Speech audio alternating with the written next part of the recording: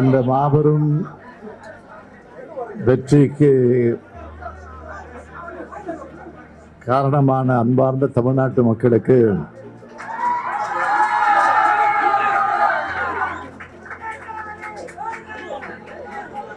அதேபோல் தலைவர் கலைஞர் அவர்களின் உயிரினும் உயிரான உடன்பிறப்புகளுக்கு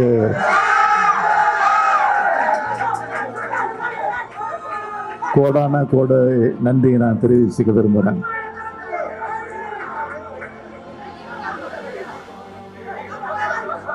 பாசிசத்தை வீழ்த்தி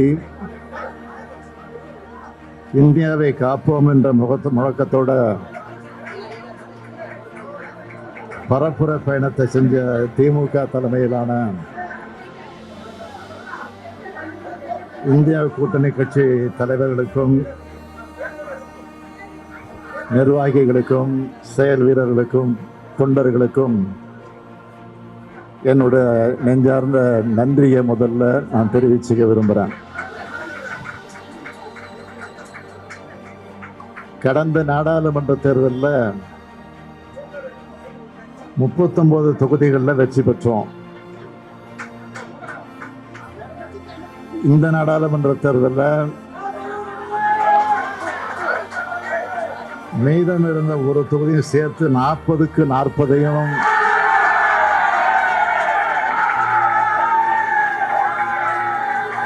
தமிழ்நாட்டு மக்கள் வழங்கி இருக்கிறாங்க. அகில இந்திய அளவில் இந்தியா கூட்டணியை ஜனநாயக சக்தி அனைவரும் சேர்ந்து உருவாக்கணும். 400 இடங்களில் வெற்றி பெறுவோம்னு சொல்லி தங்களுக்கு யாருமே எதிரியா இல்லைன்ற நினைப்புல பாஜக கட்டமைப்பை அமைச்சது, ஒரு பிம்பத்தை ஏற்படுத்தினாங்க. ஆட்சி அமைக்கும் தனி பெரும்பான்மைக்கு தேவையான இடங்களை கூட பெற முடியாத அளவுக்கு பாஜக இப்ப தள்ளப்பட்டிருக்கு. அது மாதிரிதான் இதுவரைக்கும் செய்திகள் வந்துகிட்டு இருக்கு. 2 நாட்களுக்கு முன்பு கூட கருத்து கணிப்புங்கிற பெயர்ல உளவியல் ரீதியான தாக்குதலை பாஜக தொடுத்துச்சு. ஆனா இந்த தேர்தல் முடிவுங்கிறது அரசியல் சாசனத்தை மாத்திடலாம், வெறுப்பு பரப்புரைகளால் மக்களை பிளவுபடுத்தலான்னு நினைச்ச பாஜகவுக்கு எதிரான மக்களோட தீர்ப்பு இதுதான் எங்க கூட்டணியுடைய வெற்றி. பாஜகவோட பணபலம், அதிகார துஷ்பிரயோகம், ஊடக பரப்புரைன்னு எல்லாத்தையும் உடைச்செறிஞ்சு பெற்றிருக்கக்கூடிய இந்த வெற்றி மகத்தான வெற்றியாக, வரலாற்று சிறப்புமிக்க வெற்றியாக அமைந்திருக்கிறது. தேர்தல் முடிவுகள் முழுமையாக வெளியான பிறகு இந்திய ஜனநாயகத்தையும் அரசியல் சாசனத்தையும் காக்க தேவையான அரசியல் செயல்பாடுகளை திமுக தொடர்ந்து முன்னெடுக்கும். முத்தமிழறிஞர் தலைவர் கலைஞருடைய 100ஆண்டு நிறைவு விழா ஆண்டு இது. நாடாளுமன்ற தேர்தல் வெற்றிய தலைவர் கலைஞருக்கு காணிக்கையாக்கும்னு சொல்லியிருந்தேன்.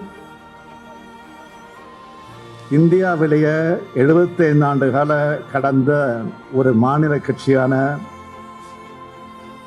திமுகவோட இந்த தேர்தல் வெற்றிய, இந்த இயக்கத்தை 50 ஆண்டு காலம் கட்டி காத்து இயக்கிய தலைவர் கலைஞர்களுக்கு நான் இதை காணிக்கையாக்குகிறேன்.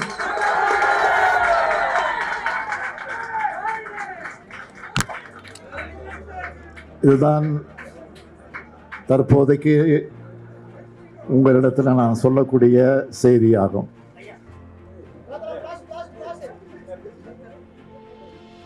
வேற ஒன்றும் இல்லையா?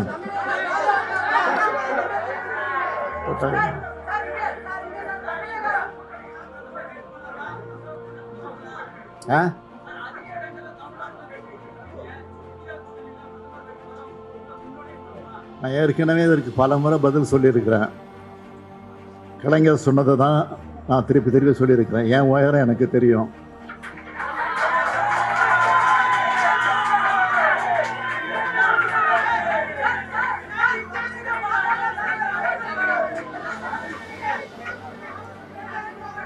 முதல்ல தேர்தல் முடிவுகளை முழுமையாக வரல. அது வெளிவந்த பிறகு அந்த கருத்தை பற்றி அப்புறம் பேசலாம்.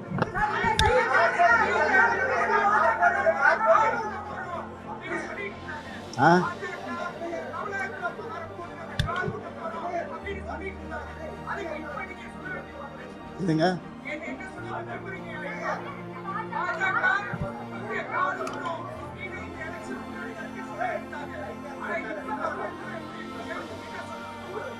காலை ஊன்றப்ப சொல்றேன் என்னன்னா,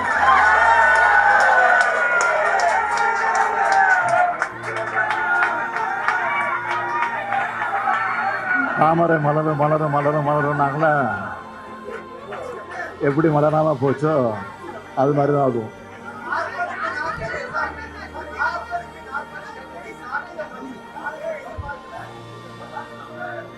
நாங்க எதிர்பார்ப்போம். ஏன்னா மோடியினுடைய எதிர்ப்பால இந்தியாவில் பல்வேறு மாநிலங்கள் இருக்கு.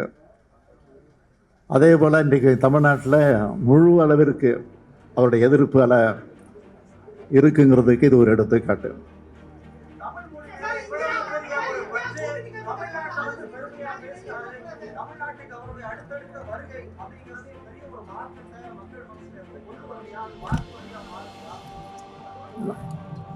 ஏற்கனவே அவர் ஒடிசால போய் என்ன பேசினாரு, தமிழை பற்றி பல இடங்களில் திருக்குறளை பாராட்டி பேசியிருக்கிறாரு, அடையாளம் காட்டி பேசியிருக்கிறாரு. அதெல்லாம் மக்களை ஏமாத்துறதுக்காக பேசப்பட்ட பேச்சுக்கள். ஒடிசாவில் போய் அதே தமிழர்களை எந்த அளவுக்கு கேவலப்படுத்தினாருங்கிறது நாட்டு மக்களுக்கு தெரியும்.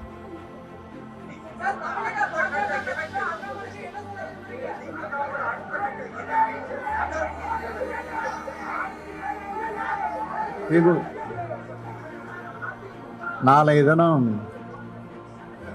இந்தியா கூட்டணி கட்சியினுடைய கூட்டணி கட்சி தலைவர்கள் எல்லாம் டெல்லியில் கூட இருக்கிறாங்க. நானும் அந்த கூட்டத்துக்கு போகிறேன். அதில் கலந்து பேசி முடிவெடுக்கிறேன்.